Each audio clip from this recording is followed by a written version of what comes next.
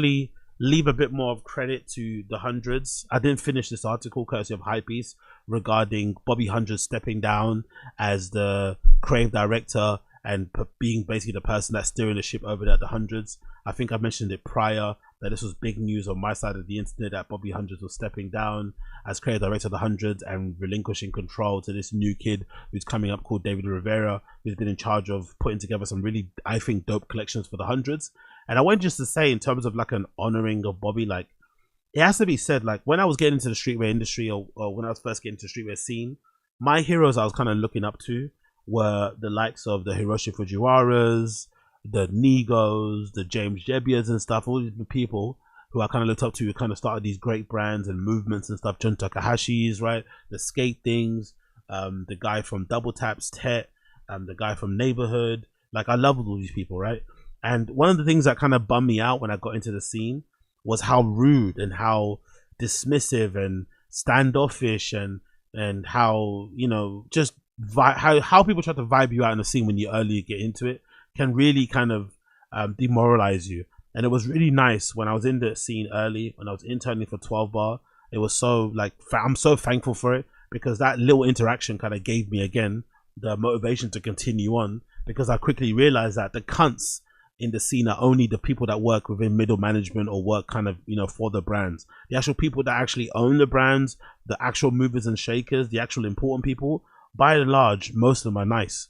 Like when I met Bobby, when he come across to London to visit the owners of 12 Bar, and I happened to have some time to chat to him for a little bit and shit, he was super nice, super nice. And I was a fucking snotty nosed forum kid who was obsessed with hypebeast forums.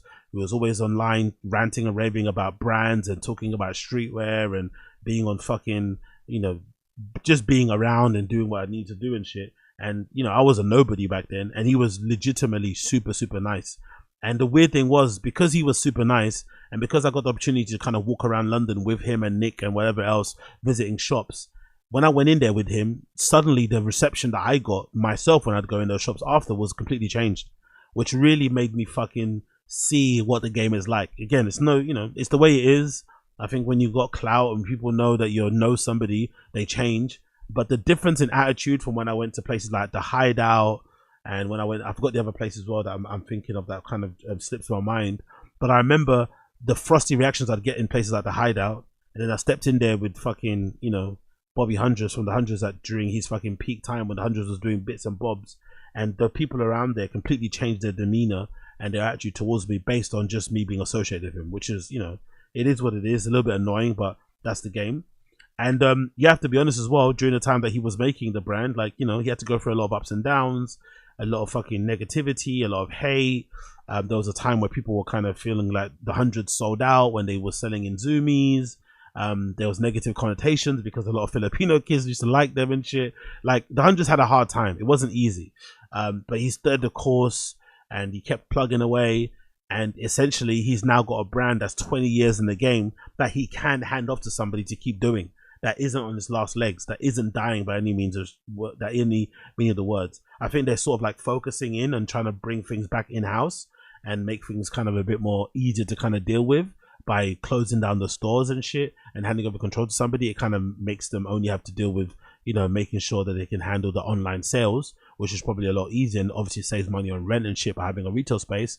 And also in 2025, you know, what is the benefit or the utility of even having a retail space? If you're trying to create a world and blah, blah, blah, blah, most people are going to interact with your products or items online anyway.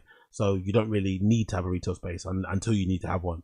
And it kind of gives them a chance to reset. So I feel like all that work he's done has paid off because now he has a brand that he can hand off to a talented up and coming designer like David Rivera, who could then kind of take the baton and kind of run with it. But he deserves a lot of credit for doing what he does, and also he deserves a lot of credit for the humility to be able to be like, you know what, this isn't going well. I'm not the guy to kind of address or to kind of talk to these kids or to be able to make clothing at the level that I was making it in the beginning. So I'm gone. Because again, he, you know, he does a lot of hits. You know, that starter hat that is still banging now is a hit. The Paisley hoodie was a hit. The denim was a hit. I think even was there sneakers? I forgot. Was there a sneaker collaboration? I think there was a collaboration. I forgot. I didn't really do much, but again, a lot of hits. There was a lot of fucking hits. Even just a blog, the ability to just be talking openly about the brand and the ups and downs of running one, and being vulnerable and being open to receiving feedback and criticism from fans or haters alike and shit. Just generally nice. And even when I reconnected with him years after the fact, when I was helping to run that fucking streetwear course, it was really cool to see him also be super nice about Virgil. He was one of the only ones that were nice. He didn't take part in it in the end, but he was really nice about Virgil, and he said some nice things at the time when a lot of people who actually took part in it, or people that were sending condolences, had some really not good things to say about Virgil when he was alive. But I think Bobby Hundreds was one of the only ones that kind of saw the potential that he had, saw the importance that he had on the scene, and took what he did seriously and didn't really try and poo-poo it or shoo it away. So Bobby Hundreds deserves a lot of credit. He's a fucking legend, and I really can't wait to see what this David Rivera kid does going up as well. Let me quickly go back to the article where they mentioned the stores closing. I think I stopped it around this point. It says here, at its peak in the mid-2000s, Fairfax, which replaced Melrose Place in LA as the most in-the-know shopping stretch in Supreme LA, opened in 2004, was one of the biggest streetwear hubs in the world. Yeah, that's the thing, people really forget. In the mid-2000s to the early 2010s, Fairfax was one of the popping streetwear places in the world. People would visit. People would fly over to go and hang out in Fairfax. Wild times, man. I kind of wish I went there actually back in the day.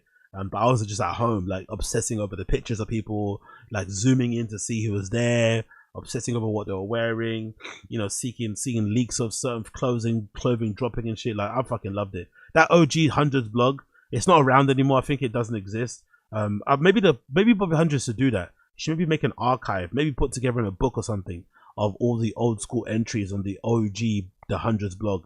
I'd love to see that documented or kind of, you know, captured somewhere, man. We need to have that somewhere. We need that. Fairfax was one of the biggest streetwear hubs in the world, rivaled only by New York's Lower East Side and Tokyo's Harajuku neighborhood. The retailers on the street read like an all-star team: the Hundreds, Supreme, Diamond Supply Co., Half, Crooks and Castles. In later days, Pink Dolphin. Remember Pink Dolphin? That was a fucking massive fucking brand. I remember Jasper Dolphin for Old Future used to fucking love that shit. That was around the time where he was obsessed with Miley Cyrus. But by the way, he's old. Big up fucking Jasper. He was OG on the Miley Cyrus simping. Now everybody simps for Miley Cyrus because she's fucking super hot. But he saw the vision early. Old Future store, which is now replaced by a Golf Wang store. Today, if you stroll down the 3-block stretch of Fairfax High School, you'll find outfits like Gold Gods, Rip and Dip, and Heaven by Marc Jacobs. When we moved in, says 100 co-founder, the only players on Fairfax were Supreme and Reserve, a bookstore. We felt like, they said this in 2019, we felt like this could be where the future of LA was. We ended up moving in, and it turned out to be a clubhouse. Ben Hundreds of the Hundreds co-founder and I would work there, but people would just hang around in the afternoon, and then they would blog about it. And then I would blog about it, sorry. We'd be playing music, smoking, drinking. We would just hang out there all day and all night. What was initially used as an office space soon became the Hundreds store, and the brand made $100,000 in one day of the release of their ultra popping Paisley hoodie, and reinvested the profits in the physical presence. So that Paisley hoodie, actually, I don't remember at the time, but I guess the Paisley hoodie was a lot more important than I remember it. That was a big deal. Oh, look at this. That's the picture. Yeah, that's the guy who's the intern for. Big up Nick. That's Nick right there. This is around the time when I was knee deep in the Hundreds. Yeah, I remember, man, some of the graphics, man. I remember all the fucking blog entries that he used to make about the graphics and what went into the graphics of the shirts and shit. Yeah, I remember having all of these t-shirts they're fucking wearing. I'm not gonna lie. But yeah, that's the guy Nick from 12 Bar that I used to intern for back in the day. This guy right here. And this is the one. That's a connection I had with the Hundreds. That's Benny Gold, I think, as well. I remember him from back in the day. I think he's got another brand that he does, I'm not too sure. The Crooks and Castles guys, they were moving like a fucking mafia. There's fucking Ben Hundreds, the other co-founder of the Hundreds, who was also really nice. Bobby Hundreds there. Yeah, this is fucking legendary, this picture, man. Yeah, this is when streetwear was, oh yeah, this is the other guy that was involved in 12 Bar. I forgot his name. He was another guy involved in 12 Bar too. Really nice, man. This is my first intern job back in the day. It was actually fucking, I got paid in fucking travel cards and free clothes. I fucking loved it, man. So fucking fun. And yeah, there's a Paisley hoodie. Honestly, this hoodie did numbers on the street, man. I wish they would re-release it. Maybe David Rivera, the new creative director, will, as a homage. I wish they re-released it, because this Paisley hoodie did so much damage on the streets. I think the one that everybody wanted was the white one. I think the white one came first. That was the one that you could dye, because obviously the Paisley was white. You could dye that and it would, you know, end up looking amazing. That's a Nick Terche from Diamond and Co Supply. But the one that I had was a black one. I don't think I ever had the white one. I had the black one. The black one is the one that I had. Honestly, man, the Paisley hoodie did absolutely damage on the streets. People went crazy for that shit, man. Like, that sold out so fucking fast. And I think that might have been around the same time people were obsessing over shark hoodies. I think maybe I'm misremembering it, but I think that was also around the time that people were obsessing over shark hoodies. So this is also a good time to kind of get involved in the whole hoodie hype. So I hope they re-release this at some point. I really fucking do. I love the Hundreds Paisley hoodie. All of a sudden, you have kids of color moving onto the block and being loud, smoking and a lot of weed out front, and just having fun building a new generation, said Bobby Hundreds. I used to throw a block party here every Labor Day. We would oh yeah, I remember the block parties too. They'd post pictures of the block parties. I'd always wanted to go, man. They post pictures of the barbecue, who was cooking and shit. It looked like a vibe. I used to throw a block party here every Labor Day. We would shut down Rosewood, break out a BBQ and grill. We did that to bring the neighborhood together, because even though we were all competitors, we understood that streetwear as a market was still very small, and we were all underdogs. So instead of working against each other on this one day, we would all come together and show support for one another, which I loved. And that was also the birth, I think that was around the time of the retail mafia, because that was something that happened in New York. I forgot the stores, what the names were, but the retail mafia thing was definitely a thing that happened in New York. But from what I remember, the LA scene was way more connected. They were way more friendly. They'll do a lot more collabs. They'll pop up in each other's pictures. They'd hang out with each other. But for whatever reason, the New York side of streetwear, the stores, they were highly competitive. Highly, highly competitive. By the early 2010s, it was off to the races, and the Hundreds and Fairfax other brands drawing huge lines that would stretch the end of the block. Streetwear lovers of all stripes came to visit. Tourists from Tokyo, foreign kids from Minnesota, celebrity kids including Jonah Hill, Morrissey to Kid Cudi and Drake. It wasn't just the goods that brought the people of Fairfax earlier. It was the organic, community-focused vibe. The type that big brands twist themselves in knots trying to achieve in 2025. Fairfax brands, especially the Hundreds, were a huge influence to us in Philly, says Kai Sao, the co-founder of Philly boutique P's and Q's. Who stocked the Hundreds since 2009. Wow, that's OG. When we opened Abacus Takeout, the predecessor to P's and Q's, these were the brands that we wanted, and we felt like we made it when we got the Hundreds. Yeah, imagine, man. Honestly, this is, oh, look at this OG picture of the Hundreds of Tyler the Creator with Jasper. I forgot this guy's name in the middle, but yeah, this is back in the day. I think these guys are also super responsible. Maybe everybody knows this already because Tyler's got the Supreme shirt, but I think these guys, Odd Future, were very responsible for breaking Supreme to the mainstream, especially to the kids. I was wearing it before then anyway. You know, I was wearing Supreme way before I found out who Odd Future were. But I think for the kids that were Odd Future age, they definitely benefited from these guys wearing Vans and Converses and being into skateboarding and listening to music that wasn't just hip hop and shit. Like that's where I think a lot of those kids got their taste. I think a lot of kids, they wouldn't probably admit it, but I think a lot of them got their taste in music, or they became eclectic based on following the Odd Future crew, the internet, all these type of dudes from their kind of crew. I think that definitely helped inform their music taste and their clothing. The creativity community that spawned from Fairfax and reached critical mass, and the success of Odd Future influenced and impacted streetwear worldwide. Some of today's biggest movers and shakers cut their teeth at Fairfax in the blog era, all of which was documented by the Hundreds as part of the long-running blog, meaning that even if you couldn't make it to Fairfax, you could still get on an underground view of what was happening and see what the talent was bubbling. Yeah, I used to love it. I used to be on the Hundreds blog every day. I read every article. I remember they went through different iterations. They had guest writers, contributors. Then it ended up being like a place where people were submitting articles to write. Then it was different articles written there, like the website called Honey back in the day that used to exist. Like, I used to be obsessed with the Hundreds, honestly. Obsessed with the Hundreds so fucking much. The Hundreds, Supreme and Bape were those were my North Stars. Blah, blah, blah. Fairfax was a hub and a neutral zone where people from all around the city and the world could connect, says Kelsey Lynch, the founder of Black and Bricks and Woods, and Los Angeles native who in the Full Circle moment collaborated with the Hundreds in 2019. It all happened, and the friendship and the togetherness and established wound up setting the tone for the culture currently. Sorry, Actually, I think what's that hat store? There's a hat brand I think that was launched on the hundreds. I think he doesn't get enough credit for that. Also, a lot of brands launched on the hundreds, like legitimately. They got their fucking first sort of pop by being featured on the hundreds. You know, sorry, Virgil. Bobby Hundreds taking a picture of one of their items with his SLR, uploading it on his blog, tagging it, and people are fucking going crazy. I think, is it Brixton? I think one of those hat companies got their start from being featured on the hundreds. Fucking crazy. Fairfax was the blueprint, and the hundreds was the store setting the tone. The clothing almost sold itself because of the environment they created and the people that they brought on the block. Agree with that one.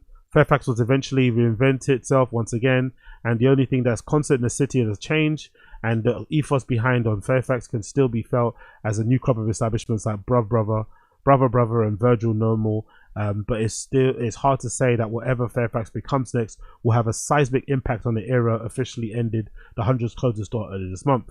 That's not to say that the brand itself is the thing of the past, though. It still carried on global network of stockists and the hundreds web store. The 100 Spring Summer 25 collection was released at the beginning of February. It continues. As one of the first ones in and the last ones out, we kept our promise on the block, says Bobby Hundreds in a recent Instagram story. To see this through, to finish what we started, to give it everything we got, which they did. You can't deny, man. They give it everything they got. They really put on for their fucking place. They represented their place. They weren't trying to be from anywhere else. Honestly, they really represented LA hard, West Coast hard, the brand hard. Like, no lie. Just a tagline. Says the hundreds is huge. However, the world has helped build Fairfax and make it feel much better. But yeah, I remember all of this shit, man. I remember this picture, seeing this picture first of the old Future crew sitting on the fucking curb.